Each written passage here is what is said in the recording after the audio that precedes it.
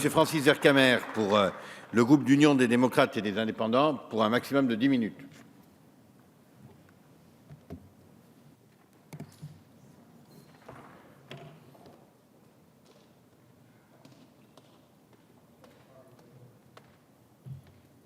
Monsieur le Président, député du Nord, suis un autre député du Nord.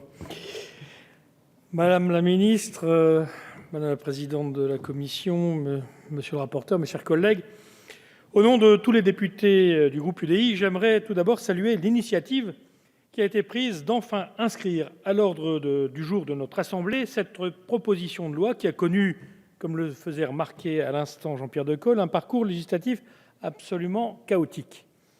Alors que le gaspillage alimentaire est une préoccupation partagée par tous les groupes politiques, les querelles partisanes ont été particulièrement vives sur ce sujet. En décembre 2014, notre collègue Jean-Pierre Decool présentait un texte très similaire à celui proposé aujourd'hui par le groupe socialiste. Le groupe UDI avait soutenu sans réserve la proposition de notre collègue qui à la fois engageait les grandes surfaces à donner leurs invendus alimentaires aux associations et encourageait la mise en place d'actions de sensibilisation à la lutte contre le gaspillage alimentaire. Ce texte équilibré et réfléchi avait connu une censure difficilement compréhensible de la part du gouvernement et de la majorité qui avait préféré le renvoyer en commission. Les examens de la loi relative à la transition énergétique et de la loi dite Macron ont également permis de remettre ce sujet au cœur des débats parlementaires. Dans le cadre de la loi portée par Mme Ségolène Royal, vous avez, monsieur le rapporteur, fait adopter un certain nombre de mesures semblables à celles que vous présentez dans la proposition de loi que nous étudions aujourd'hui. Malheureusement, le Conseil constitutionnel s'est à son tour mêlé du sujet et a choisi de retoquer ces dispositions considérées comme des cavaliers législatifs. Un an plus tard, nous voici enfin réunis pour discuter un texte consensuel qui recueille l'entière adhésion des députés du groupe UDI. Le gaspillage alimentaire est un sujet qui a toujours mobilisé notre groupe, comme en témoigne la proposition de loi déposée par notre collègue Philippe Folliot en décembre 2012. Il préconisait de confier aux collectivités territoriales l'organisation des réseaux de gestion locale des surplus alimentaires au titre de leurs compétences action sociale. La mise en place de politiques de terrain concrètes et ambitieuses pour lutter contre le gaspillage alimentaire est, me semble-t-il, devenue une absolue nécessité. Car le gaspillage alimentaire est certainement l'un des fléaux de notre société, de nos sociétés modernes, marquées par une consommation excessive et peu encadrée. Chaque année en France, nous jetons 20 à 30 kilos de nourriture par personne, dont 7 kilos encore emballés. Ces chiffres sont d'autant plus éloquents lorsqu'on sait que 7 millions de Français vivent sous le seuil de pauvreté et ne mangent pas à leur faim, et que 16 millions d'Européens dépendent de l'aide alimentaire d'œuvres de charité. Ces élus locaux ont donc un rôle pédagogique à jouer auprès des concitoyens pour les sensibiliser à un sujet qui reste encore trop souvent mal appréhendé. Car plus que d'engendrer un véritable gâchis, difficilement acceptable en cette période de crise, le gaspillage alimentaire représenterait également, selon le ministère du Développement durable, une perte nette de 100 à 160 euros par an et par personne, soit entre 12 et 20 milliards d'euros au total en France. L'impact environnemental du gaspillage alimentaire sur le rejet du CO2 est également très impressionnant. Le gaspillage alimentaire est d'ailleurs considéré comme le troisième élément le plus pollueur de la planète après la Chine et les États-Unis. Si la COP21 doit déboucher sur un accord universel contraignant, elle doit aussi être l'occasion de prendre des décisions pragmatiques sur des enjeux plus concrets. La lutte contre le gaspillage, et plus particulièrement contre le gaspillage alimentaire, représente justement un enjeu de développement durable central, puisque ses impacts sont à la fois économiques, sociaux et environnementaux. Elle s'inscrit dans une démarche plus large, à savoir celle de produire autrement pour consommer de manière plus responsable, car en 2050, nous serons 9 milliards sur cette planète. Un tel changement doit être anticipé dès maintenant. Le gaspillage alimentaire n'est finalement que le reflet d'une société marquée par l'hyperconsommation et le marketing. Le gaspillage est d'ailleurs devenu une pratique banalisée, faute d'une sensibilisation efficace de la part des pouvoirs publics. Nous achetons des produits en masse, bénéficiant de promotions alléchantes. Nous les stockons en grande quantité, nous les oublions dans nos frigos. Puis nous les retrouvons, mais il est déjà trop tard, alors nous les jetons, parfois encore emballés. Quelque part, nous sommes un peu comme les écureuils qui cachent leurs noisettes sans arriver à les retrouver, à différence près que le manque de mémoire de l'écureuil peut donner lieu à la pousse d'un arbre tandis que nos comportements menacent directement l'environnement et représentent une véritable insulte pour les personnes dans le besoin. Si cette proposition de loi ne résout pas tous les problèmes liés au gaspillage alimentaire, elle représente néanmoins une indéniable avancée et sur plusieurs points. Tout d'abord, elle inscrit dans le Code de l'environnement une section sur la lutte contre le gaspillage alimentaire.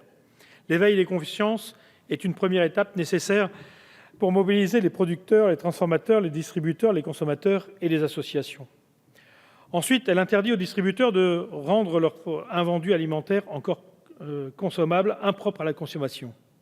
Cette mesure, qui peut paraître relever du bon sens, n'allait malheureusement pas de soi, puisque certains distributeurs n'hésitaient pas à asperger d'eau de javel certaines denrées alimentaires.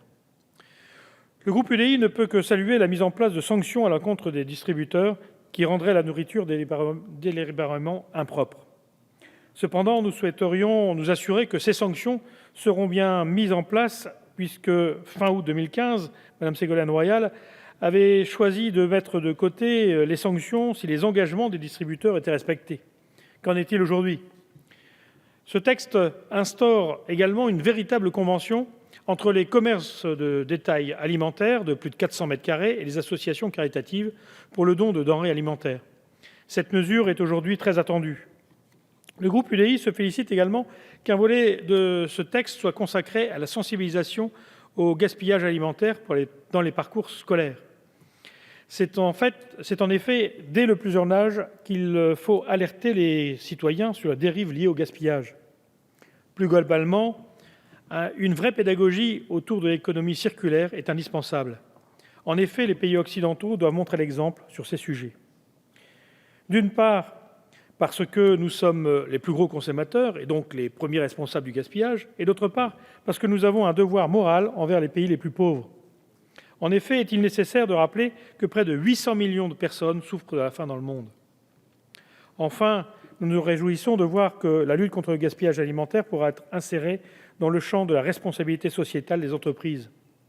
Tous les acteurs de notre société doivent être mobilisés sur ce point, et notamment les entreprises qui peuvent venir de véritables partenaires dans ce combat. Si le groupe UDI soutient la proposition de loi présentée par notre collègue Guillaume Garot, dont nous connaissons le travail sur ce sujet, nous avons néanmoins quelques réserves et interrogations. Tout d'abord, nous pensons, monsieur le rapporteur, que ce texte ne va pas assez loin au regard des propositions que vous avez faites dans le rapport remis au ministre de l'Agriculture en avril dernier. Si toutes les mesures ne relèvent pas nécessairement du domaine législatif, le groupe UDI s'attendait à un texte un peu plus ambitieux, d'autant plus que la loi relative à la transition énergétique n'a consacré qu'un maigre chapitre à l'économie circulaire.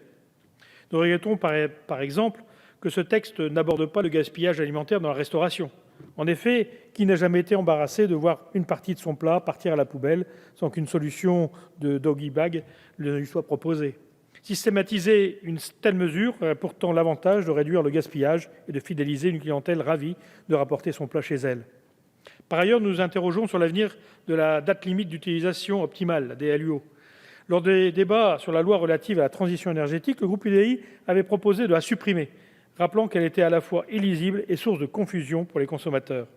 En effet, dépasser la DLUO ne représente en aucun cas un danger pour le consommateur. Mme Ségolène Royal s'était engagée à supprimer la DLUO sur certains produits non périssables, comme le sucre ou le vinaigre. Où en sommes-nous aujourd'hui ? Monsieur le rapporteur, vous avez également préconisé la mise en place du dispositif 1% gaspillage qui mérite réflexion. Sur le modèle des 1% eau, 1% énergie ou 1% déchets, il serait tout à fait pertinent de réfléchir à une extension de ces dispositifs au niveau du gaspillage. Enfin, il faut se rendre à l'évidence, la France seule ne pourra pas combattre le gaspillage alimentaire.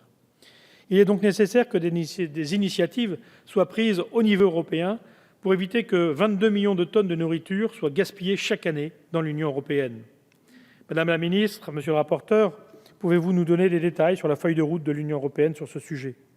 En déclarant l'année 2014 année européenne de la lutte contre le gaspillage alimentaire, le Parlement européen semblait avoir lancé une bataille anti-gaspi. Néanmoins, on peine encore à voir ces objectifs clairs et des mesures concrètes. Monsieur le rapporteur, vous avez proposé la création d'un comité européen de la lutte contre le gaspillage alimentaire. Pouvez-vous nous en dire plus ? Enfin, nous émettons quelques réserves sur les mesures proposées dans ce texte, comme nous avions eu l'occasion de le dire lors de l'examen du texte présenté par Jean-Pierre Decool. Rendre obligatoire la mise en place d'une convention entre un commerce et une association peut s'avérer être dangereux. En effet, les associations seront-elles en mesure d'assurer le nouveau rythme imposé par cette loi ? Par ailleurs, qui prendra en charge la collecte des denrées alimentaires données aux associations, mais non redistribuées pour diverses raisons ? Les collectivités territoriales pourraient voir ces produits arriver dans des circuits de collecte de déchets ménagers. L'augmentation du coût de gestion risque alors d'être répercutée sur le consommateur. Enfin, nous nous interrogeons sur la responsabilité en cas de problème sanitaire. Si une personne bénéficiant d'un don venant à être malade, le commerce ne risque-t-il pas d'être poursuivi ? Le respect de la chaîne du froid doit être impeccable. Or, les associations sont-elles capables de l'assurer à une si grande échelle ?